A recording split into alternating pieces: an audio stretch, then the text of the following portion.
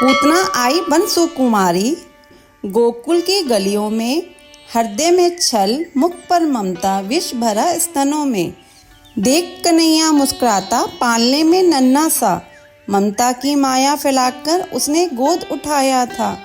दिया विष भरा स्तन कन्हैया को मारने का प्रयास किया, पर वो क्या जाने, वो तो स्वामी है जिसने जगत रचा।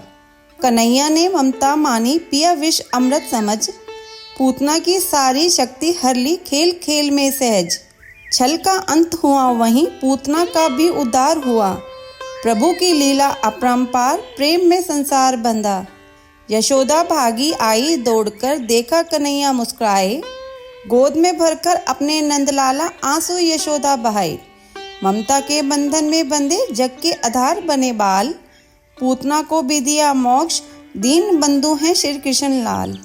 बोले श्री कृष्ण भगवान की जय। आज हम श्री कृष्ण और पूतना वध की कथा सुनेंगे। यह कथा श्री भागवत महापुराण में वर्णित भगवान कृष्ण की बाल लीलाओं का एक अद्भुत प्रसंग है।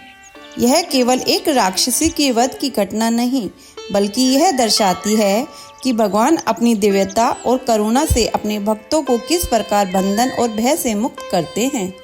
पूतना वध की कथा बताती है कि भगवान अपने भक्तों की रक्षा के लिए बाल रूप में भी समस्त शक्तियों के स्वामी होते हैं। कंस जो मथुरा का अत्याचारी राजा था, उसने भविष्यवाणी सुनी थी कि देवकी के 8वें पुत्र द्वारा उसका वध होगा। इस डर से उसने अपनी बहन देवकी और उसके पति वसुदेव को कैद कर लिया और उनके बच्चों का जन्म होते ही उन्हें मार डाला। लेकिन श्री हरि की माया से 8वें पुत्र कृष्ण का जन्म कारागार में हुआ और वसुदेव उन्हें गोकुल ले गए। गोकुल में नंद बाबा और यशोदा के घर कृष्ण का लालन पालन शुरू हुआ। यह देखकर कंस का भय बढ़ता गया। उसने अपनी योजना को अमल में लाने के लिए अपनी एक राक्षसी अनुचरी पूतना को बुलाया। पूतना जो शिशुओं को मारने में निपुण थी, कंस के आदेश पर गोकुल पहुंची।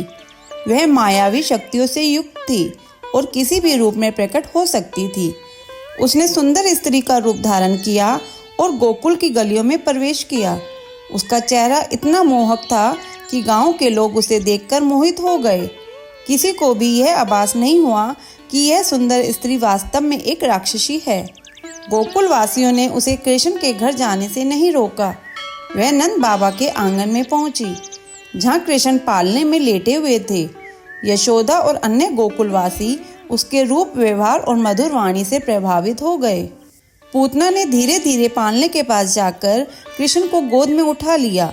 उसकी योजना थी कि वह अपने जहरीले स्तनपान से कृष्ण का जीवन समाप्त कर देगी, लेकिन यह तो लीला पुरुषोत्तम की योजना थी। कृष्ण जो केवल एक बालक के रूप में प्रकट हुए थे, वास्तव में सृष्टि के अधिपति थे। पूतना ने जैसे ही कृष्ण को स्तनपान कराने का प्रयास किया, कृष्ण अपनी दिव्य शक्ति से उसके प्राण हरने लगे।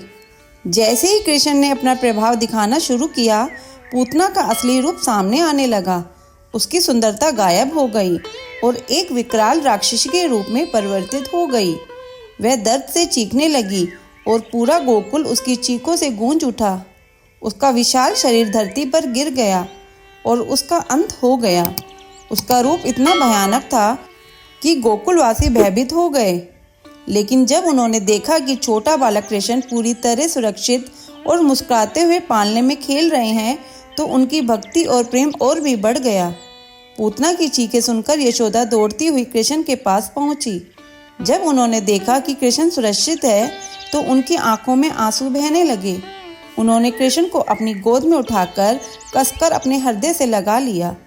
बोले श्री कृष्ण भगवान की जय। कथा संपूर्ण। अगर आपको ये कथा सुनना अच्छा लगा हो तो इसे लाइक करके शेयर करें। चैनल पे नए हो तो सब्सक्राइब करें।